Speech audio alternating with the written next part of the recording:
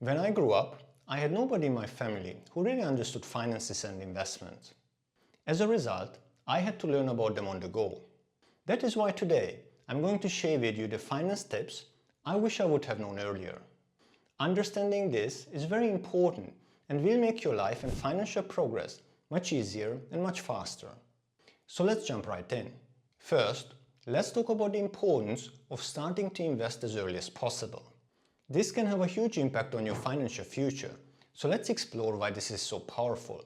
When you invest, your money earns returns. Then those returns start earning their own returns. And over time, this creates a snowball effect where your money grows exponentially. This is called compounding. Let's have a closer look and break it down with an example.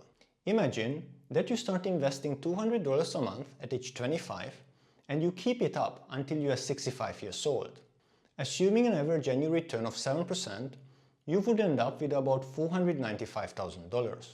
Now, if you would wait until you are 35 years old to start investing the same amount, you would only have about $234,000.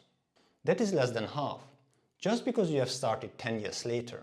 But here's where it gets really interesting. If you would increase your monthly contributions to $500, you would have more than $1.2 million by the age of 65. That is the power of the snowball effect.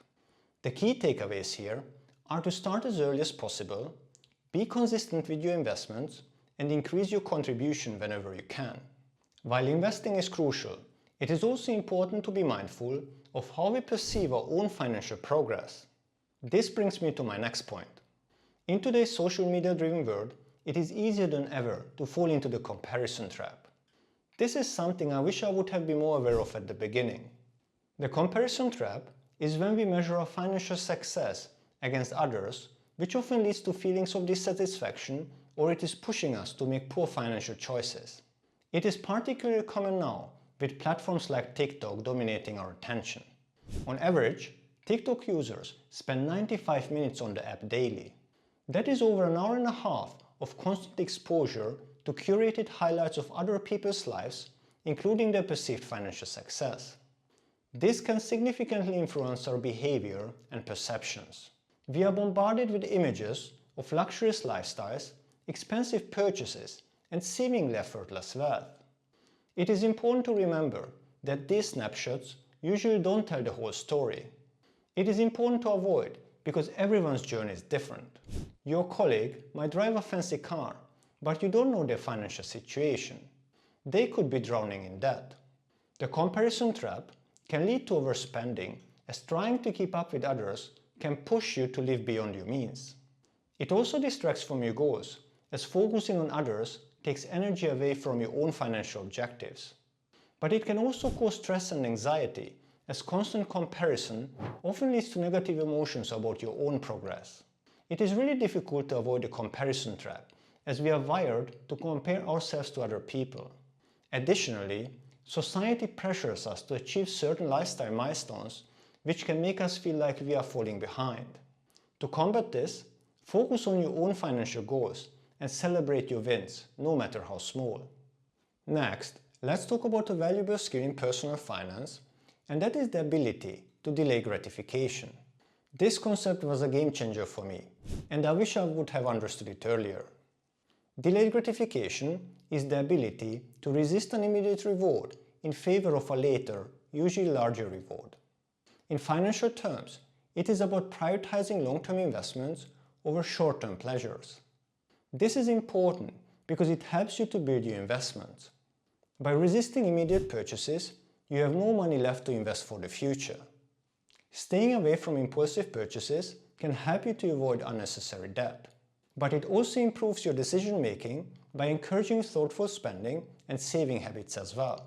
However, practicing delayed gratification isn't easy, because we live in a world of instant everything, from same-day deliveries to on-demand entertainment. Our brains are wired in a way to seek immediate rewards. Clever marketing constantly tempts us with limited time offers and must-have products. To practice delayed gratification, set clear, long-term financial goals and create a waiting period like the 7-day rule before making any non-essential purchase. And remember, it is about the right balance. You don't have to deprive yourself completely. The key is to make conscious choices that align with your long-term goals. Now that we have talked about delaying gratification, let's discuss a practical way to simplify your life that indirectly can have a significant impact on your finances. This is about simplifying every aspect of your life to reduce stress, save time, and improve your overall well-being. Streamlining means intentionally organizing your activities and commitments. It is about focusing on what truly matters and to get rid of the excess. This approach not only reduces mental clutter, but often leads to significant financial benefits as a byproduct. Start by decluttering your physical space and keep your desk clean. Simplify your wardrobe to reduce decision fatigue. You can also do a digital detox by unsubscribing from unnecessary emails and limiting social media time. The beauty of streamlining is that this simplification creates space for what truly matters. It can improve your quality of life, while it can also help you financially. Now that we have covered how simplifying your life can help your progress, let's discuss the importance to understand and differentiate between good and bad debt. Understanding the distinction between good debt and bad debt is crucial for effective financial management. Good debt is an investment that can potentially increase your net worth or generate long-term income, while bad debt is used for purchases that quickly depreciate in value and don't provide lasting financial benefits. Examples of good debt are mortgages for properties that appreciate in value and provide positive cash flow.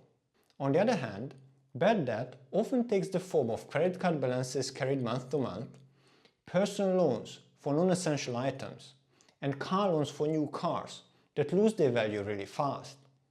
This differentiation is very important for several reasons. First, it affects your financial health. Good debt can improve your finances over the time, while bad debt often leads to a cycle of paying interest without really gaining any value. Second, there are tax implications to consider, as interest on certain types of good debt, such as mortgages, may be tax deductible. But understanding this difference can also help you to make better choices about when and why to borrow money, which empowers you to use debt as a positive tool for growth. Let's talk about a powerful financial concept next that can really make a difference, and that is leverage. In finance, leverage means using borrowed money to amplify your investment potential. Leverage is a powerful financial tool that can accelerate building your wealth if used correctly. By using borrowed money to purchase a property, for example, you can increase your return on your investment. When you buy a property with a mortgage, you only need to put down a fraction of its total value.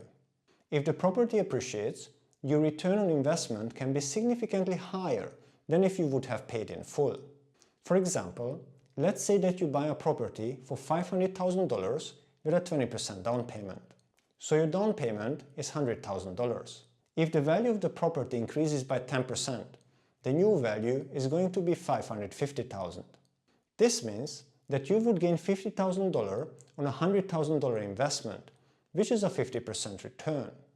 But if you would have paid in full, your return would only be 10%, as you would have gained $50,000 on a $500,000 investment. Using leverage can also free up some of your capital and help you to diversify your investments.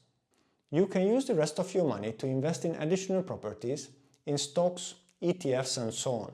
But this will depend on your strategy and your risk tolerance. And that was it for today's video.